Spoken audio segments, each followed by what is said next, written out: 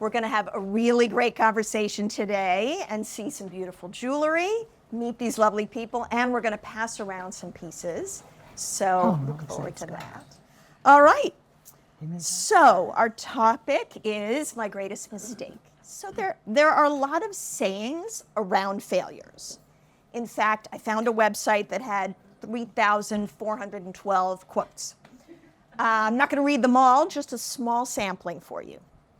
So Samuel Beckett said, try again, fail better.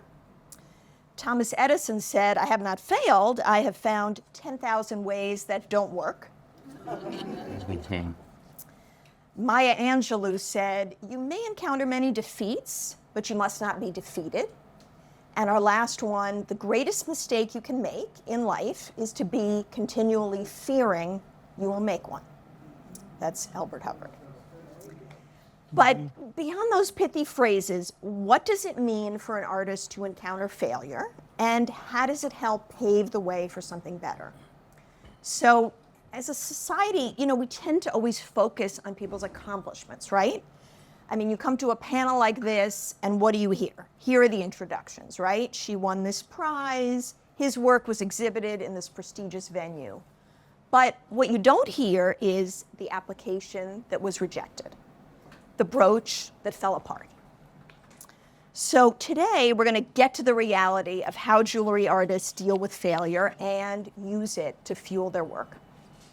So by way of introduction, start with Melanie. Melanie Bilenker pays tribute to Victorian hair jewelry.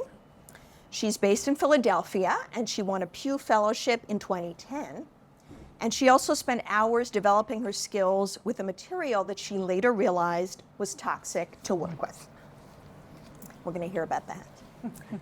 Myra Mimlitsch-Gray directs the medal program at SUNY New Paltz. She was awarded the U.S. Artist Fellowship, and she is a master silversmith who really knows how to screw up enameling.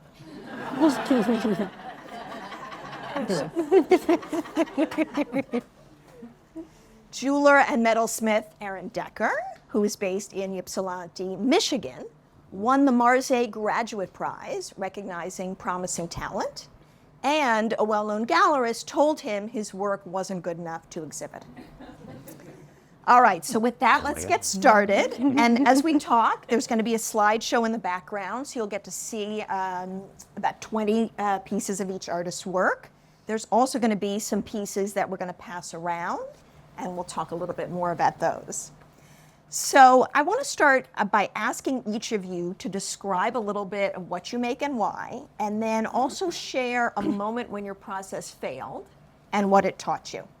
So I want to start with Aaron. Mm-hmm. So you have a box that you call your box of crap. Yeah. And so I want you to talk a little bit about when you look in that box, mm-hmm. and also about your process, which you've described as getting lost in the obsessiveness of making. Yep. Yeah, so I have this box at home. I wasn't able to bring it. A mistake I made was not packing it. So my husband sent me... Oh, your mic's not on. Oh, yep. So I had the box of crap, but I forgot to pack it. My husband sent me a photo of it. But basically, this box is all of the things that I do while doing my process. I'm really obsessive, and I go through a lot of sample making, but most of them fail. And I make a lot of things or tiny objects and just stuff, mostly because I come from an English background. So I studied English literature for 3 years in college, and then I switched over to jewelry. And I didn't get contemporary jewelry at all. I didn't understand how you did it. And I remember my professor Sharon at the time, she said to me, well, stop thinking about jewelry as an idea, start thinking about it as sentences. So take each piece you make and then string them together and then make your sentences that way. And that was like, holy shit, oh my God, that's how I do it. So now I just have tons and tons of stuff that I make at the get. So just tons of shapes, tons of plaster, tons of copper, and none of it really makes its way into the work. It's all me kind of writing a poem. Most of the poem is edited out. It's gone. But then when I make a new body of work, I actually return to those boxes for sort of these tidbits that I can start or something I didn't finish. And then I used that to go forward into a new body of work.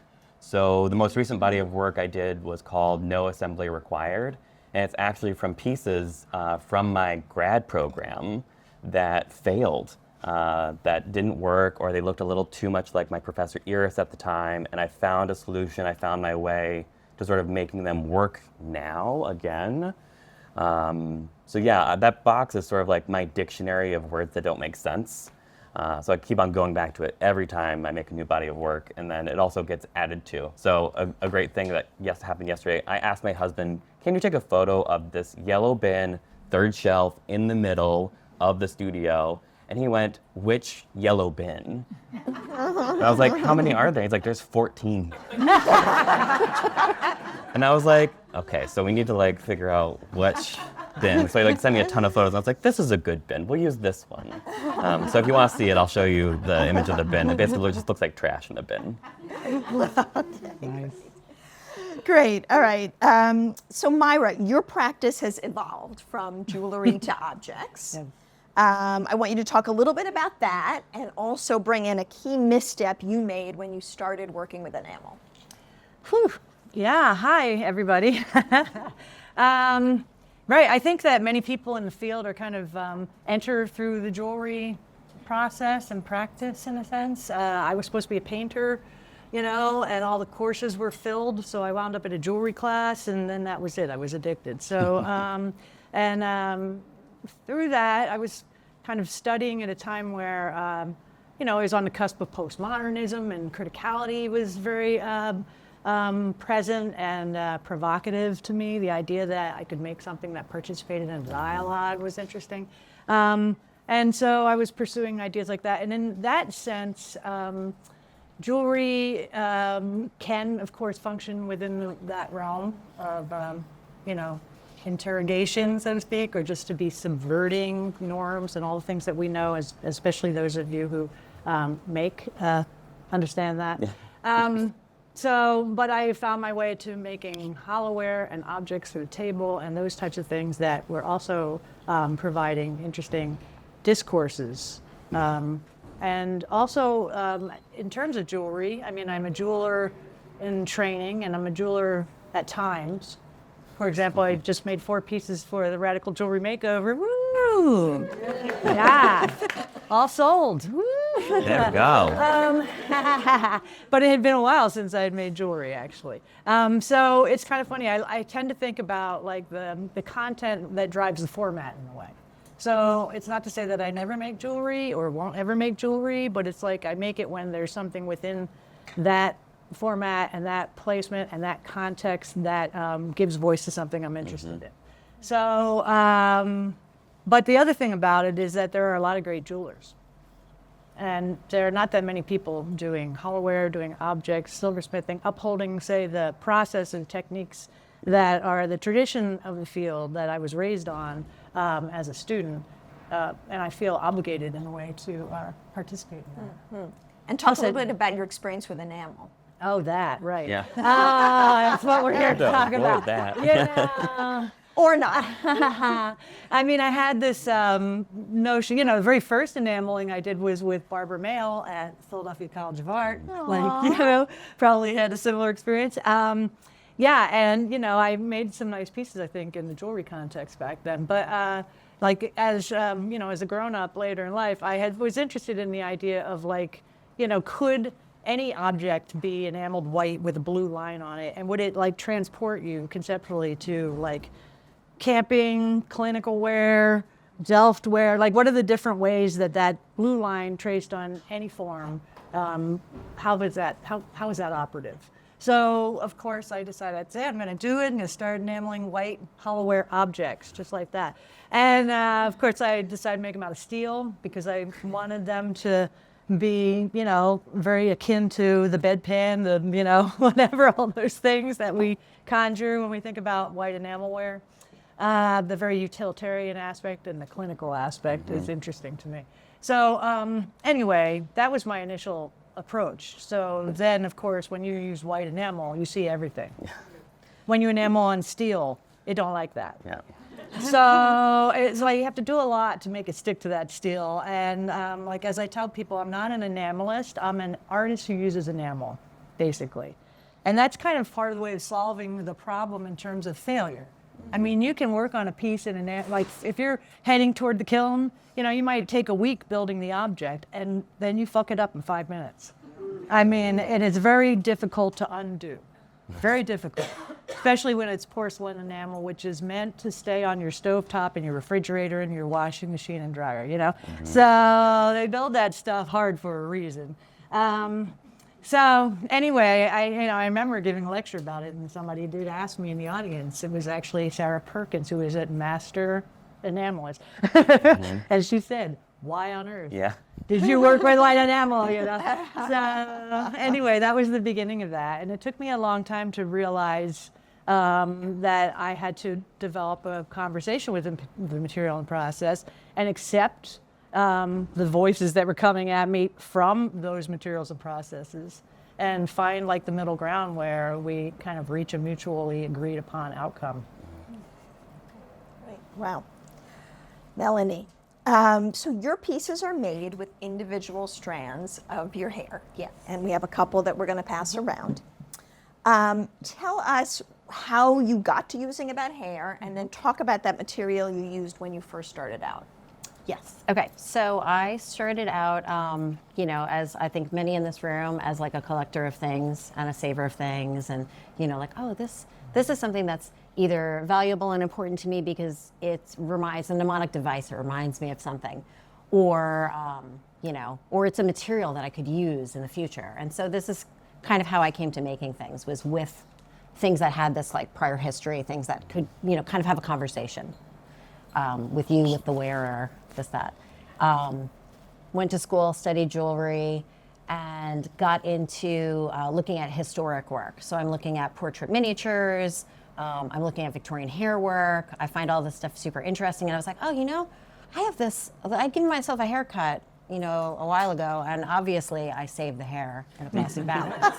So As we do, yes. I'm gonna stick it to some packing tape, and I'll make a little self-portrait, because it'll be like, you know, piece of the person, image of the person, you know, let's try that out. So I did that, and I'm like, packing tape, okay, not a great material.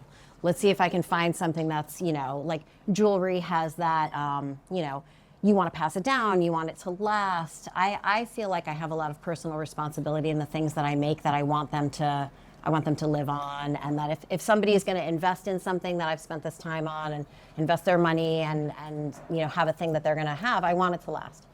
And so I was like, okay, I'll figure this out. And I was talking to a friend who was he worked as a boat maker for a while, and he was like, you have to try this resin, and it's like weatherproof, and it's all this sort of stuff. And so I started exploring resins and started working in that way. So I started making these little portrait miniatures using strands of hair as the line, set in layers of epoxy.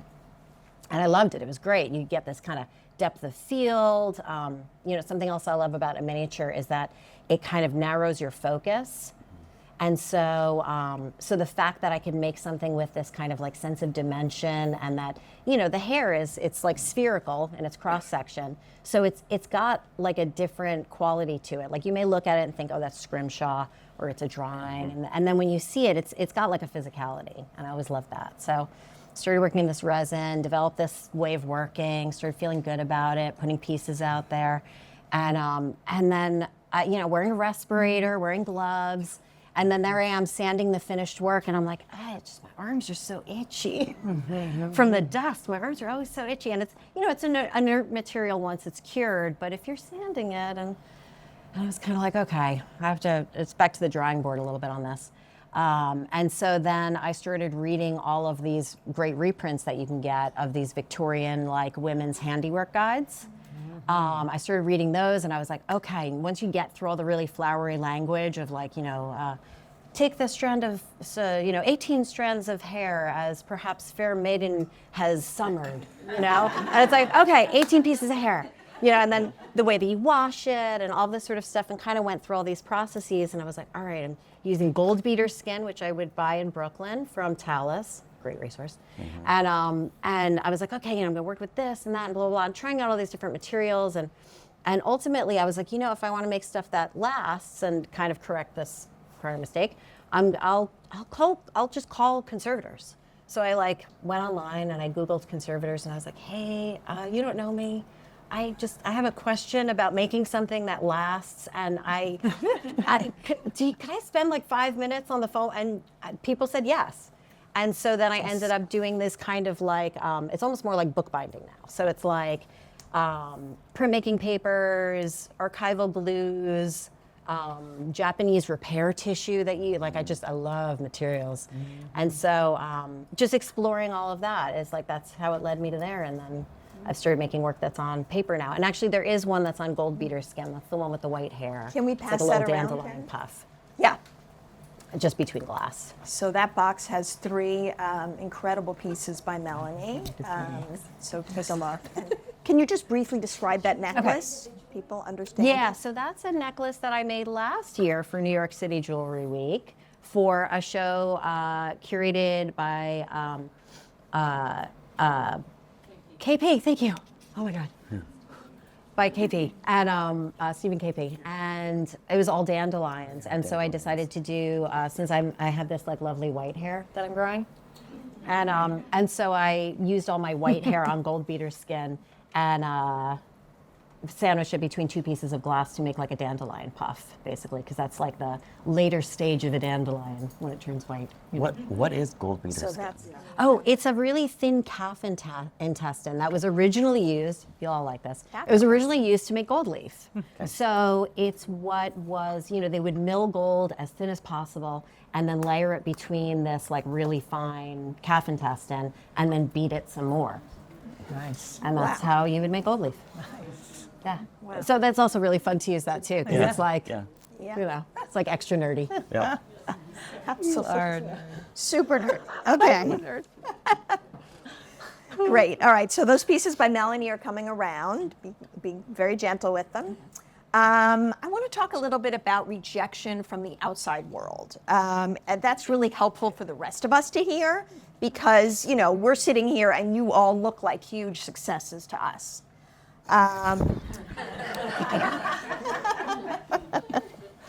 So Myra, you have talked about, the process of putting yourself and your work out there, such as in a public lecture, and how that can feel really perilous. Talk about that a little. Well, I'm like a coiled spring ready to strike right now.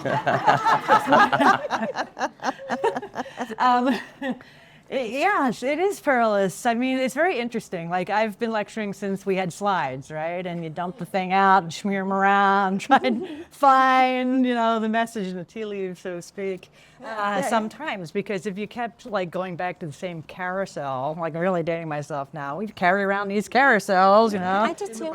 Right? Yeah, in a box. Yes. Use a penny and shove them around and stuff. So anyway, like back then, it's like you would have this like set, right? And we do this on our computer now, but it's just very like that physical thing. There was something about the physical processing of images that was very different than having these images on your computer or whatever. And you're looking around for like, you're trying to find like, of course you can maybe get away with talking about the same stuff for like a couple times and you're like shoving it. But, eventually you're like boring yourself. And sometimes you're giving a talk. I'm saying you, trying to blame it on other people, but really it's me. Sometimes I am giving a talk. And like you start to really become like disembodied from the shit that's coming out of your mouth. And you're just like, and like you're sort of talking yourself out of your work. You're going, oh, and you're like not sure if you're supposed to be like a car salesman or like how you're supposed to do it. And like then it's literally sometimes there's like a physical dimension, like you feel your lip quivering or whatever. You're like, oh God, right? So yeah, it's very interesting when that happens. I have to say it's not fun. There are like times when you have to give a very scripted talk. Like I spoke at SNAG in 2009, Philadelphia. I remember. That was like I sang in that talk. So there was like, that was scripted. You sang? Yeah. I sang a Ted Nugent song. Yes. It's very essential to the content. Anyway, so it's like, and in the paper, because like, I don't know, if you've ever shown up with presenter's notes thinking you're all hot and sassy, and then they go, oh, sorry, our thing doesn't support presenters notes. And now you're like, make sure you put that on your phone so you can be like, oh, really? Okay, blah, blah, blah, blah, like that, right? But yeah, I mean, I sometimes on the hard copy, I'm like, breathe, look up, pause, you know, just to kind of remind yourself that you are present, you're a physical being, and you are up there doing a thing, you know? But COVID was probably the worst situation because, you know, at first it was okay because everybody's like, is my mic on? And can you see me? And all that was kind of fun. We were all mutually bad at it, and that was great. But then as it got more sophisticated and you're talking to an audience, and sometimes the audience is not present, right? So you're like just talking, and you're just talking to yourself. You get post notes or whatever, and you're looking around for the right like phrase. And you start fixating on that phrase as if that's the only thing in the world that's going to make any sense in that moment. And you forget to think on your feet. You forget that you're engaged in a dialogue with other human beings. So those are very scary moments. And the degree to which they count as failures or mistakes or whatever, I don't know. They're just deeply unfortunate and regrettable. And that was one of the things, you know, I was thinking about, like, what's the difference between a mistake and a failure? You know, I mean, failure can happen completely beside what you're involved in or whatever. It's like external forces, There's a lot of reasons why something fails. And mistakes are things that we sort of have to assume a certain amount of responsibility for, you know? And then regret, of course, is constant. And like, there's so many things to be regretting in life. But I'm interested in like, you know, parsing some of that stuff out as I was considering the challenge that you presented us with here. Okay, great. So Melanie, I want to talk a little bit about applying for things. You said that you used to basically apply for everything for which you could afford the entry fee. Yeah. So talk a little bit about how that went for you. Sure. Yeah, this was great. Like, especially in the beginning when I was just trying to get out there. Like, one, I'm very deadline driven. So that was huge for me. Still very deadline driven. I'm looking directly at Sienna. And, you know, I love I need something to brush up against.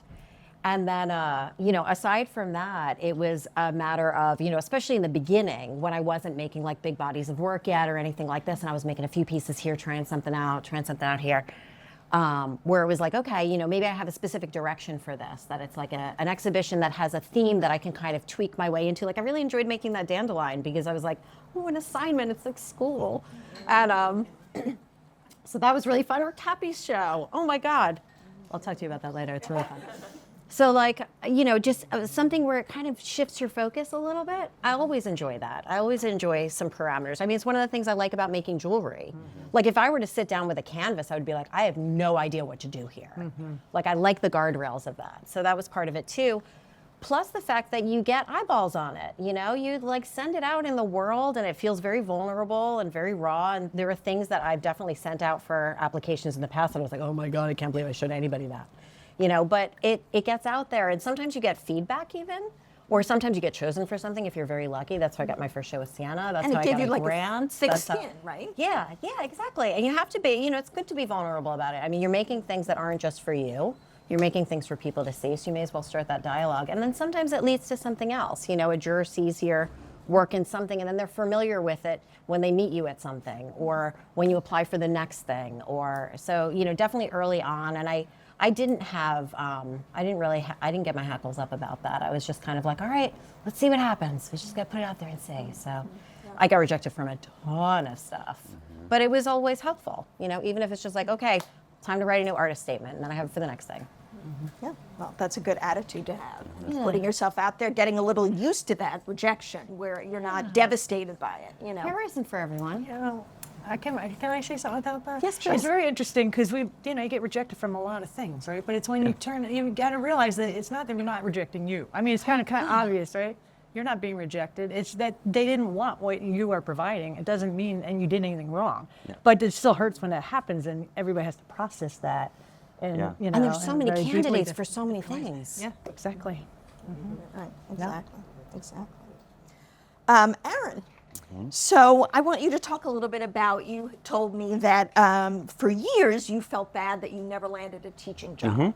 So talk a little bit about that and then how that's kind of led to other things and where you are now. Yeah. I mean, I think a lot of MFA students probably right now can understand. A lot of them teach during grad school, and a lot for artists in almost any field is becoming a professor is sort of this way to make your living and still continue making your work. So when I was going through my program, I always wanted to be a professor because I was like, this is how I'm going to make a career out of it. And then I would apply for a job, not get it, apply for a job, not get it, and it kept on happening. And then I started working for a company called Shinola. It's a watch company based in Detroit. I worked as a seasonal sales associate right after grad school. Then I became a key holder in their retail store. Then I became full-time. Then I started working in their distribution facility, engraving necklaces ad infinitum for 2 years because I was a jeweler. And then they were like, oh, you know how to make jewelry.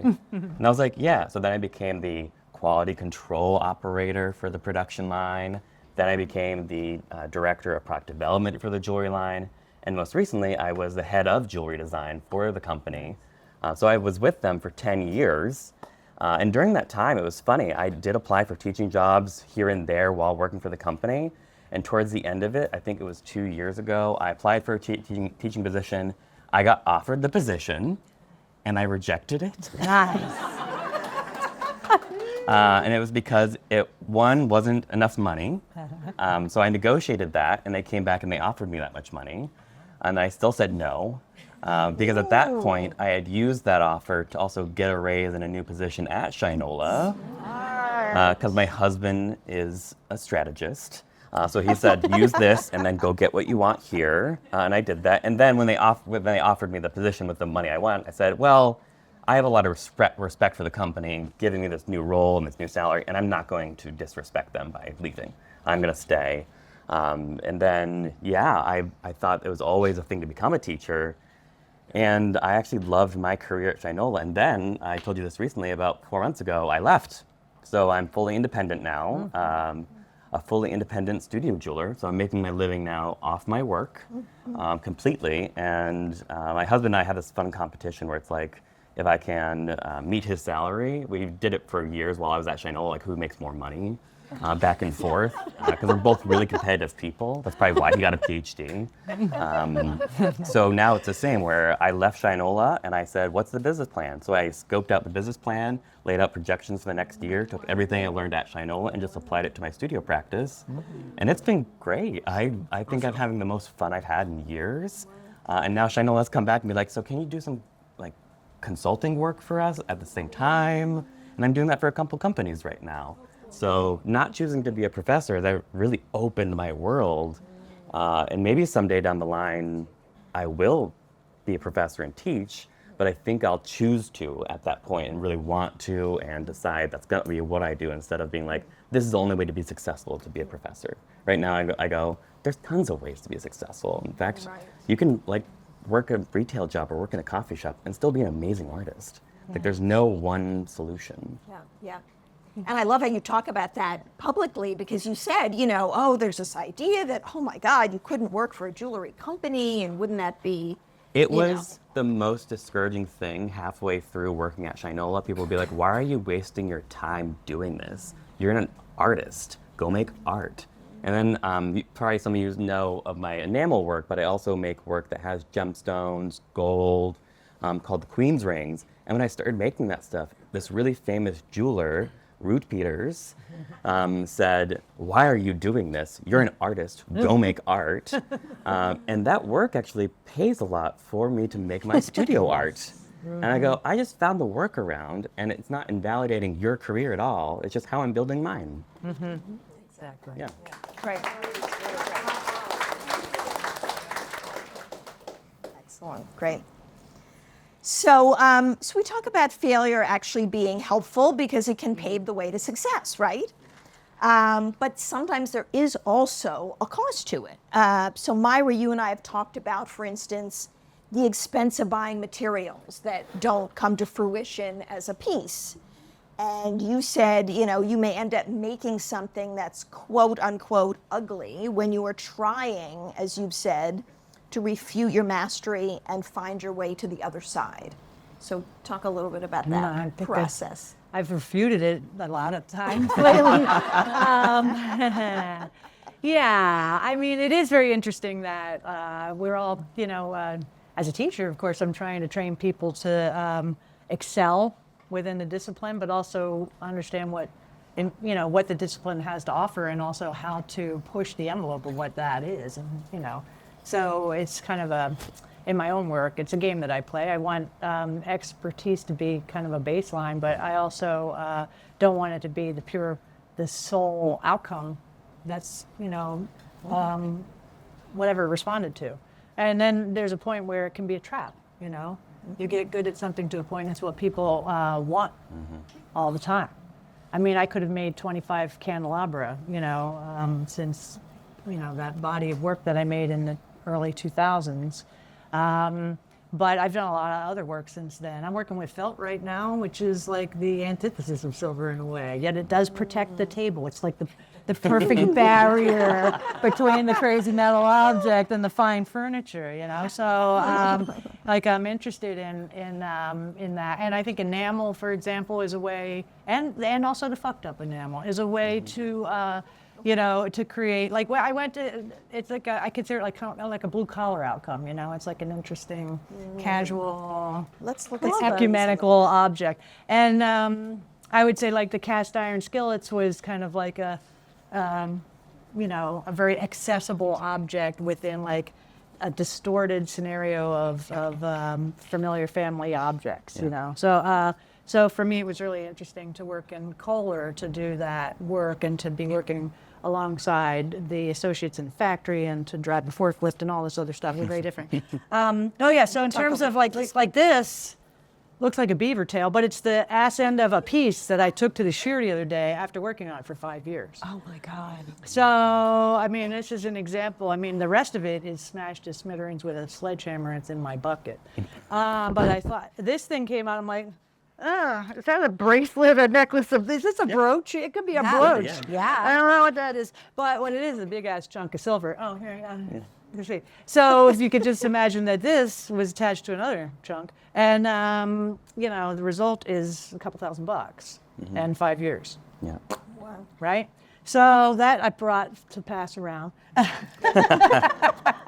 This, but the thing is, like with silver, is infinitely recyclable, right?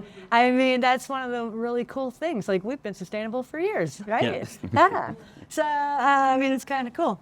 But this is going to go around real quick. This is an enameled steel piece that was fine and dandy. Just for your information, the outside of it was supposed to be red. It was red. It was red. Yeah. And Yeah. it came out Yeah. like that. It happens. And then if you look at the inside, Not really. Yeah. you're going to want to use your phone to get the juicy bits of the curl going on. And it's like, you're like, you open the kiln, you see the rim is on, you're like, wow. You can't really tell what colors are when you open the kiln. And you pull it out, you're like, what? And like as it cools off, there's like multiple levels of horror. And then there's these two things. These are just like studies in a way. I made them in a cutlery class at Haystack that I took recently with Erica Moody.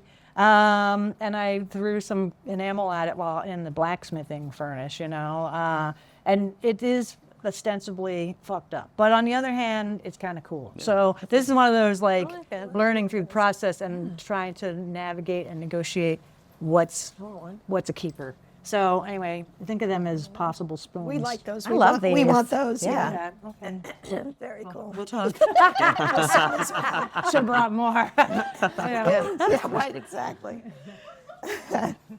So that leads me right to what I wanted to ask Melanie about, because you said you worry about being pigeonholed. Oh, she's the one that does the hair, right? Yeah. So True. do you feel that the success of what you have made may hinder you from doing something different? Yes. Yeah. I still do the hair work. I love doing the hair work. Part of the fun of it is figuring out new ways to use it. Like I said, I like those guardrails, But I do want to make other things, and I do make other things, but I'm not quite brave enough to show anybody yet, because I'm still in the mistake phase. I have this really good old friend that was like one of my first friends when I moved to Philly for school, who's also in the crafts department, my friend Scott. And he would always talk about the good thing. Like you have to, and I remember him just so specifically doing this. He drew like a kidney bean shape on a piece of paper, and he was like, you have to make lots of things before you make the good thing. Like you make this thing, you make that thing, you make this thing, blah, blah, blah, blah, blah. You make all these dead ends until you ultimately make the good thing. So I'm still waiting to make the next good thing. Because right now I'm doing the work that I like doing. There's no regret there. I still enjoy exploring that. And I still I move at a kind of glacial pace. So for me, it's like, oh yeah, I'm just gonna keep drawing this little thing with hair. And this actually, Sharon Church, who Myra knows, who is my professor at University of the Arts, used to talk about this, how in order to really, really know something and really understand it, you draw it. Yeah. I mean, this is something like if you ever want to look up Sharon Church's work and look at her drawings, it's like nobody could draw like this woman could draw. And it's true. So if I have something that I want to focus on, something that I want to fixate on, something that that I'm making for somebody else that is a moment that they want to focus on, I take the photographs, I do the drawings from it, and then I do the hair work. And I love the process. And I don't see a world in which I ever stop doing that. But there's all these other things in there that I can't wait to make, that I've made little like hints at, or and I do the same thing that Erin was talking about before, like I'm about to start to do something new. So I go through my drawers and I look at all the little like, oh, that box clasp that I made that way. That's not good. But it could be good, And It's not. So I, so that's kind of where I am. So I'm still a little too shy to show you all, but getting there. I like that. That's not good, but that could be good. Yes. It's really good. Yeah. Really good. Okay. Aaron, you told me that failing made you the artist that you are now. And one example was some very blunt feedback you received from a gallery owner where you thought you were going to be showing your work. Yep. Tell us about that. Yeah, it was. It's like I can remember it like it was yesterday. It was so funny. I think it was in my undergrad that I took a trip to Ornamentum Gallery and met Stefan and Laura Friedman, who are the owners of the gallery. And about a year later, I went to grad school, and I sort of like kept in touch with them, just like seeing what was going on in the gallery. I'd never seen that much jewelry in one place before, so I was like astounded and like just inspired. In my first year at grad school, I went to Cranbrook Academy of Art. I remember my professor Iris looked at the samples I had started in the first week, and she was like, "Well, all this is crap," and just like took your hand and then threw it all away. And she was like, "It just looks like contemporary jewelry. What are you doing? It just looks like everyone else's work." And I was like, "Oh my God." Okay, so I restarted, and that's not the feedback. That's one moment that happened before the feedback. So she gave me this assignment, and she said, "Here's a sponge. I want you to rhyme with this sponge 50 times."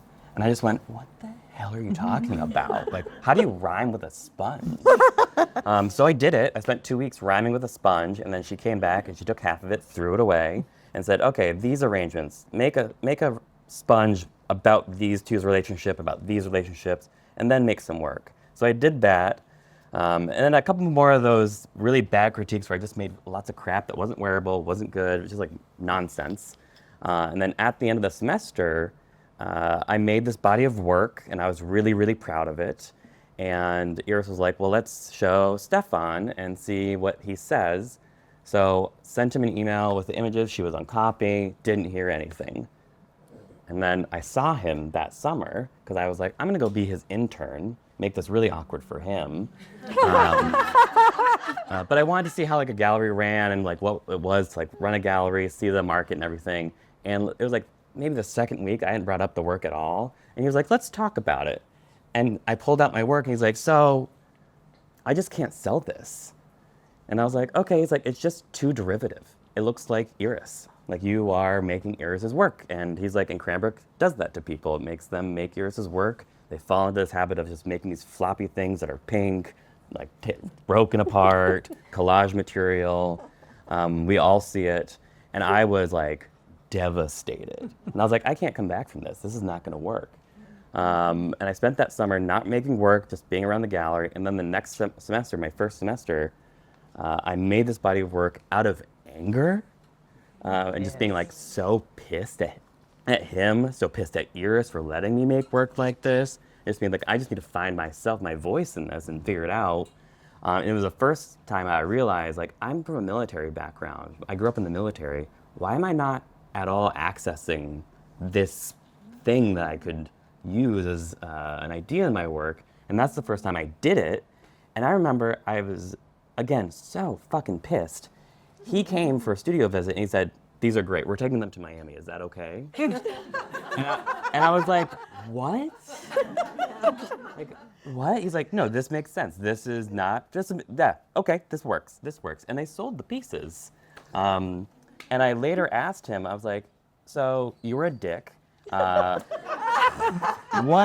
was that about? And he said to me, he's like, I have to be really blunt with you. I'm a business person.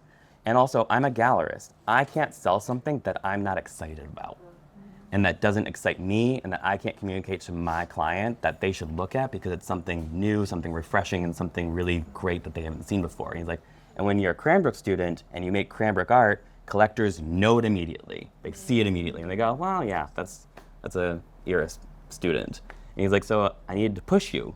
I needed to push you to find yourself in that whole mix of things, and you proved yourself, so let's work together.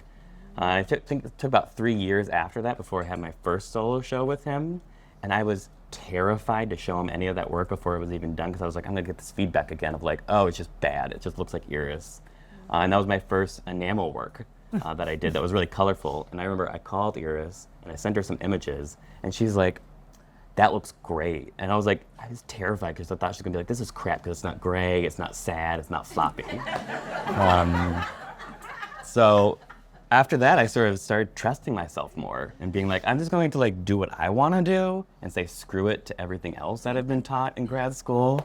And it wasn't until after grad school that I learned to do that, which is funny. But yeah, that amount of feedback I always take and I resent intentionally and use that as fuel to make work. I resent intentionally. Yeah. I like that. Yeah. That's a very good slogan for Yeah, you. I Really worked literally that. have to get something in my teeth and get pissed about it to like get to the other side. But I mean, what you're saying is be true to yourself, right? And Yeah. that's really the only thing you can do as an artist. You Yeah. can't make what you think somebody else wants you to make. Yep. You can only make what you want to make. And Well, and that's the funny thing. When you're in grad school and your professor tells you, stop making for me, make for you, you don't get that. You don't understand what that means. You're just trying to get an A, you're just trying to pass, you're just trying to like be successful. But then the minute you're outside, you're like, oh, there's no one else in my studio but me. So who's gonna like this other than me right now? So I need to figure out how to like it for myself. exactly. Yeah. Exactly. Right. Okay. All right, we're going to get to your audience questions in a minute. First, I want to do our lightning round. So let's start with you. What's the worst comment you've ever received about your work? Oh, it's just so easy.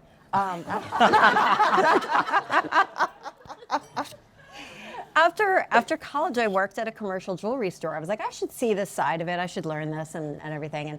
And almost nothing there was my aesthetic, you know? It was just like very traditional, New Jersey, small town, like close enough I could get there from train by Philly.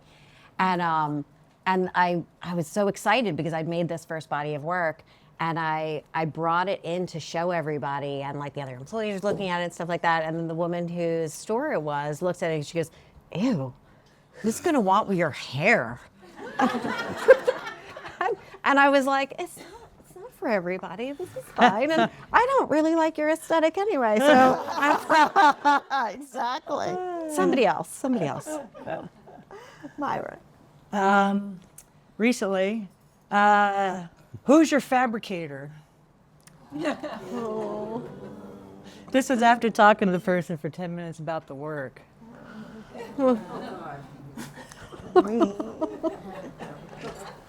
Good one.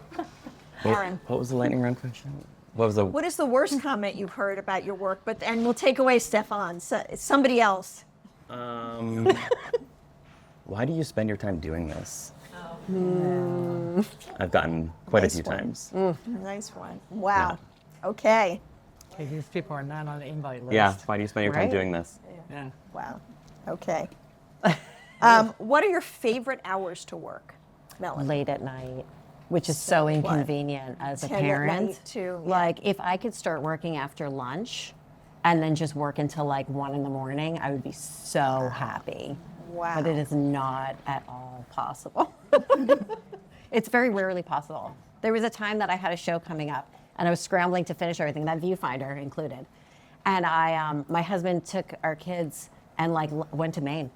It was awesome. That's great. I worked every night until super late. That was great. That's it. Wow. Like, you know, sadly, whenever I can, right? I mean, I have like this day job that keeps me out of the studio and also has this, you know, thing about caring about other people's work all the time. Yeah. That's So you big. go back to your studio and you're like, is this my work that I just gave away the idea of this work to somebody else and I'm back and am I ripping them off now or who am I, where am I, you know? Like that's a big problem for teachers. Yeah, and then, you know, you also want to have a life. Like everybody's like, hey, I got this thing, let's go do it. Like, I can't, I got to make gun head like that, you know? It's like you just try to like squeeze in the studio as much as you can on those 2 months.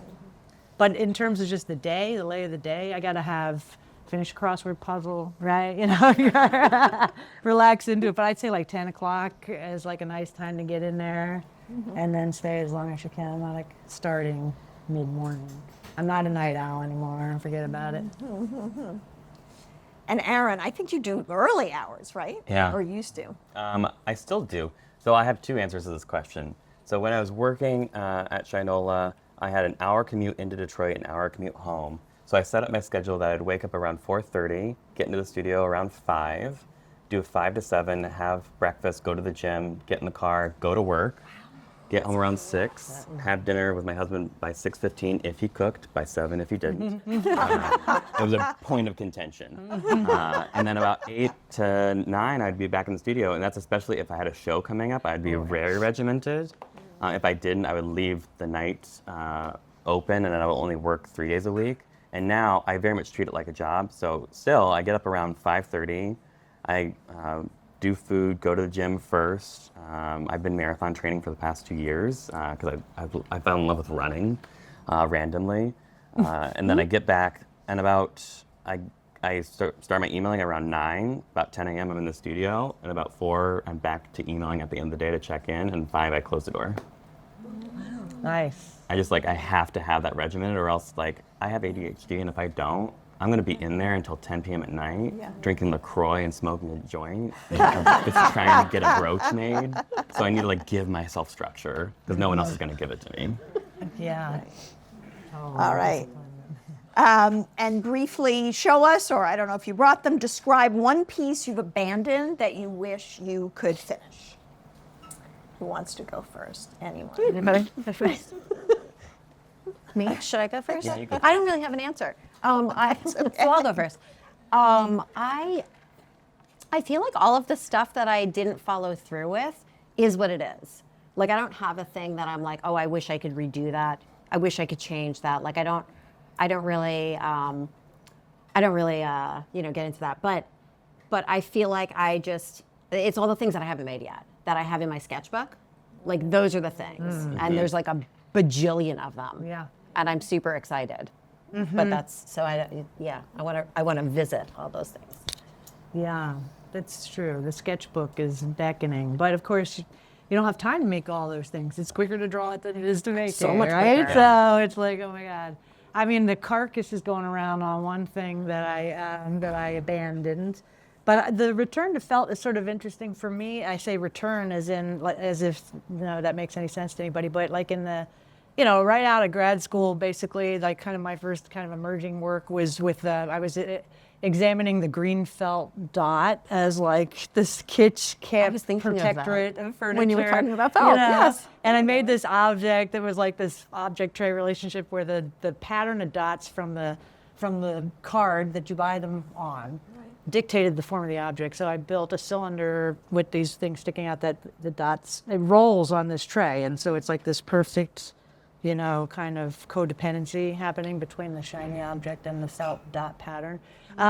So it was very much tabletop object, but now I'm working with felt in a different way, and I'm working with like it using grommets as like the way to change the felt, but custom grommets that are getting very weird now, and it's getting big. And the other thing about it is that the scale shifts. Like now the work is 4 feet long or whatever, because the felt is, bigger, and the metal can be bigger. And it's very interesting. My husband pointed out that I finally found a material that was as difficult and as obnoxious as silver, in the sense that it's expensive, it's got its issues, it's got all these things, like in terms of having to now buy a bunch of tools and learn how to work with felt and all this.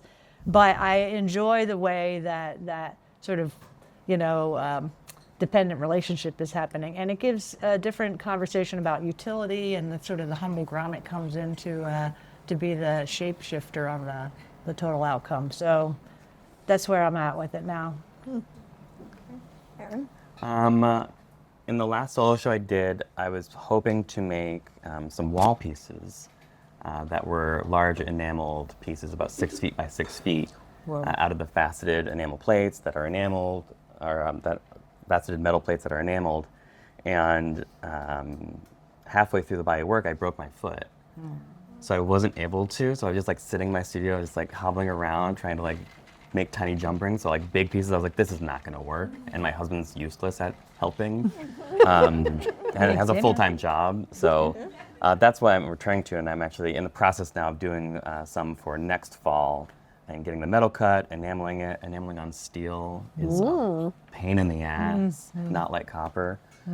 So I'm returning back to it. So I'm getting my teeth sunk back into it. But to go that big too is just like, there's technical challenges that I don't see as a jeweler. Like, I'm used to 20 gauge jump rings. Oh, to hold a possibly 500-pound piece of metal together, you might need like 10 gauge stainless steel jump rings that you can't cut by hand, that still have to somehow break apart and put together, and then transporting this thing.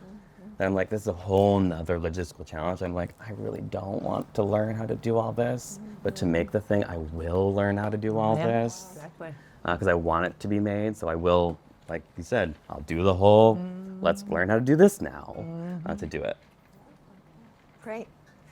All right, anybody have any questions for the panel? Just a clap. Okay, first clap.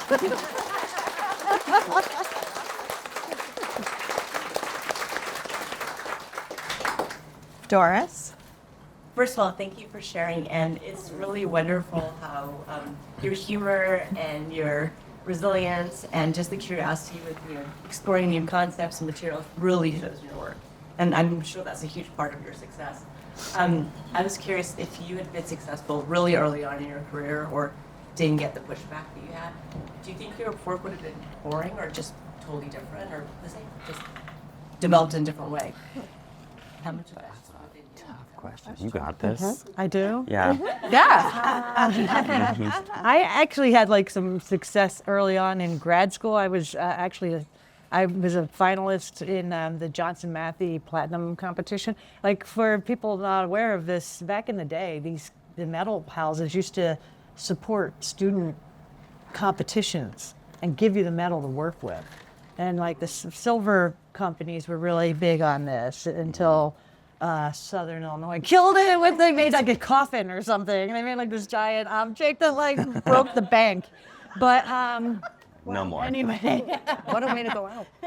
But yeah, so that was like an early thing, and I'm like, oh, okay, wow, But then, crickets for a while. Yeah. But yeah, it's interesting. And then I did get, luckily, I got some nice 2 awards at the same time, which was like, I got a Tiffany Foundation Fellowship and a National Endowment for the Arts Foundation. I don't know if anybody ever heard of that, the NEA, you remember that? When they used to give like individual artist fellowships, and the year I got it was like the last year. I think Mary Lee, who might have been involved, and a couple other people got it that year, but it was, but that was the end of it, and that was like in 1993. I just want to say that I used those funds for down payment on the house. And like, that's not wrong. It's not wrong, because if that makes you have the time to move your resources towards something else, then that's what you got to do, But anyway, that was lucky for me. I would say that teaching has provided a tremendous opportunity to shine in terms of the amazing talent of the students I work with over 40 years. It's like kind of crazy. I like to be really transparent with people, and I did have a lot of success early on. In undergrad, I was awarded a Wingate Fellowship, and then right at Cranbrook, I was awarded the Marze Prize, the Talente Prize, and the Mercedes-Benz Emerging Artist Award after graduating. But what I like to tell people is like, I was really successful after grad school, and my first job was cleaning apartments, because that's the only place that would hire me. So I cleaned apartments for this great woman who I was the only man on the cleaning crew, and she would always come through and like look at the floor a certain way and just be like, men just can't clean, you need to redo that. And I just remember being like so shaken that I was so successful here, but like in the real world I had to go make it work. So like all those awards, they mean a lot for your career and early on, they really do, but you still have to be a human in the world and have a job and like pay for an apartment. And after that, I was also awarded another Wingate Foundation for some more work. So I've been very successful early on and continue to be, but there's always like this up and down where I go, I'm really successful, but I can't get a teaching job. I'm really successful, now I'm cleaning a toilet of a rich person in Bloomfield Hills. So it's a balance. Mm-hmm. Wow. Winning the Marze Prize and cleaning toilets. Yeah, that's an artist's life. Yeah. The name of a book. Exactly. Did you want to say something? Not really too much. I mean, kind of similar. You know, there were things that I got. I got good exposure. I was in nice exhibitions. I got a Pew Grant, which is a Pennsylvania thing that's really generous and lovely, and I used it for childcare, so I could make my work. And so, it's kind of the same sort of thing where I was like, am I going to bounce this check? But look, I'm in this show, so you know. Yeah, I do want to like jump on your thing for a second to say that like I was teaching at 3 different places at the same time and living on an estate in Chestnut Hill where I polished the doorknobs and the silver and everything and fixed the clerestory windows and did everything, rewired the chandelier. Yeah, you know, so and it was like that work for rent thing where that's always not a great thing. Boundaries get crossed. Yeah. Yes. I just wanted to follow up on that because I think, Melanie, you touched on this a little bit, but I talk to my students about how sometimes success can be more debilitating than failure. Yeah. And so can you talk about that? Like, what is that when you get that early success, and then how does that stop you and maybe You? Oh, me? Anybody? I think I already do it? I already did it. I think like, people want, it's interesting, like when you see artists out in the world and they are like, you can start to say like, they're making the same work over and over again. And it's like partly maybe I am. because they're being, there's demand, right? There's demand for the work and there's demand for that slice of time. It doesn't necessarily respect your growth and your independence and your future vision. Being like, it's like, that's why I was saying kind of about the candlestick thing or whatever, the melting, the molten series, which, is, I did really well placing that work. But on the other hand, I moved beyond that inquiry. And then to just have to keep tailoring, my limited amount of time toward that outcome, it's just not fair in a way. And then you feel like, what does the matter with me? Why can't I, and so there's all this kind of, reprioritizing your value systems and so forth to meet, like, who am I trying to, what am I trying to accomplish here? Mm-hmm. I don't know if that answers the question, but that is a thing where you can kind of hit the brakes because of something you did that was highly successful, and then it's like trap. But there's also this idea of like other eyes are on you all of a sudden. Mm-hmm. There's something about that spotlight that can be challenging, I think, especially early on. Yeah, it's funny because I have a lot of analogies from my English background days, and whenever I make a new body of work, I just feel like I'm a writer like Stephen King, where I'm just terrified that the next novel is going to be shit. And every time I make a body of work, I just have such anxiety of like, it's going to hit the world and people are going to be like, ooh, ending sucks. So I always have that rocking around in my head, and it's hard to get myself over that at times. But yeah, the success can be debilitating because if it was successful last time and I make a big shift, people are gonna be like, what are they doing? I'm like, this is not good. They must have a really hard time right now. But you just have to like wash it out of your head and just be like, I'm just doing this, and if it sucks, it sucks. I'll make something else after. Yeah. Great. All right. One last question. Yes.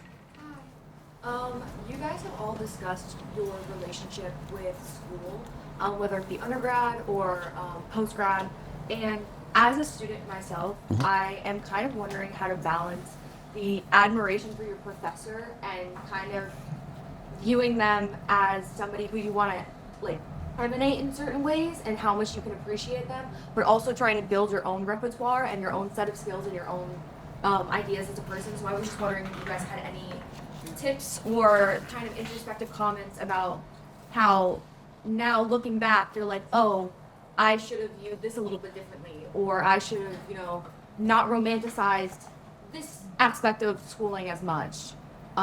Just kind of, because you guys have both kind of spoken about how school obviously is an incredible privilege and a beautiful thing. However, there is this kind of like weird, I don't want to say power dynamic, but it's like as a professor and a student, it's that kind of relationship where it's like, well, you're growing, but I'm also grading you. So it's kind of that like little, like, well, don't bring shit, but it's the first one you've ever made. So it's kind of like that weird push and pull. So I just wanted, if you guys had any comments on that. I do. I do. Go for it. Go for it. I think I said a little bit earlier of my professor Sharon early on. She's actually here. I remember in my undergrad at Mecca, I only went to school for 2 years for jewelry. I did my undergrad and then really fast-tracked my actual major.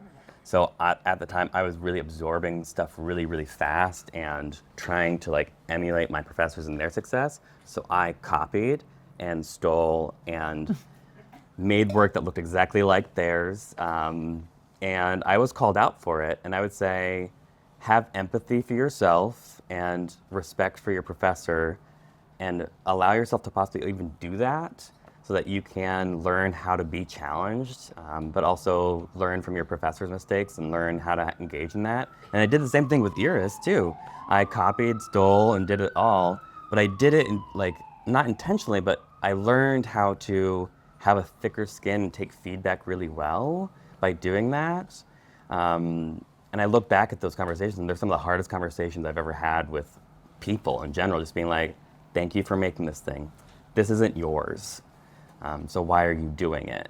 And that's actually the artistic conversation that I really love in my practice that happened early on. So as a student, I would say, be really open and vulnerable to being called out for, basically, they call it your bullshit, but like being open and vulnerable for that, but also being open to doing it. Like letting yourself go there, letting yourself steal from people that are successful, copy them, because that's the time to do it. It's the time to find what actually works for you through that work, but then be open to having the conversation where someone's like, that is this person's work, or that is that person's work. I think those are really important learning moments, and you should be open to those. I think also, like, you know, work ethic is like the thing that's going to take you places, you know? I mean, you're going to be emulating, you're going to be doing whatever, you're going to be trying to like grab onto who am I in all this, right? That happens in school, but you're answering an assignment perhaps, whatever, grad school, you're the assignment, like you have to give yourself, you know, yeah. So it gets a little different then, and then you go out in the world and you're like, what do I do now? But like you have to develop that questioning, that hunger for questioning, and the work ethic will definitely be useful as you move forward, for sure. You know, I had incredible teachers. Sharon Church, who we shared, was an amazing force, and she didn't take shit from anybody in terms of like, you know, she and I had a huge fight because I was like showing up late for morning class, and you know, because I was up all night. I thought I was getting all the work done, whatever. We had the same conversation. We ran around a table. We ran around a table cursing each other out in a conference room, and she made me feel like shit. She was telling me like I had no respect. It was my responsibility to participate and to provide that leadership at 8 o'clock in the fucking morning, you know. So like that, and like she really ripped me one, and that was a really important moment for me. And then I went to. I studied with Gary Griffin at Cranbrook, and he was a quiet taskmaster. Yep. And then like later I went to Kohler as an independent artist, and who was there was Gary Griffin. We overlapped for a month. And so I'm like, holy shit, it's 6 o'clock. Gary's probably there. I gotta go make the donuts, you know. So I'm like running to the factory, you know, to keep up with that guy, you know. It's like crazy. But I seriously think that is an absolute compass and a guide for anybody out there. You got to have a work ethic. Anything else to add? Yeah, so also I remember showing up to critiques and there was just a box of tissues and I was like, oh no, Sharon's playing it for me. She's going to cry. She knows it. But that's part of that drawer of mistakes is like, oh, I carved that in a way that, that Sharon would have carved it. I fabricated that in my other professor, Rod. It's like, oh, I fabricated that like Rod would have. And that's like a lot of that is in the language of the process of your making, And so you'll kind of go through those phases where you're like, oh yeah, that is derivative for sure. Okay, we're just gonna stick that in the drawer and we're gonna find the thing in there that's me and go in that direction. So I think it's right, as long as you just keep moving, you'll get there to what's you. Get there, great. All right, thank you. Let's thank our panelists. Yes, ma'am.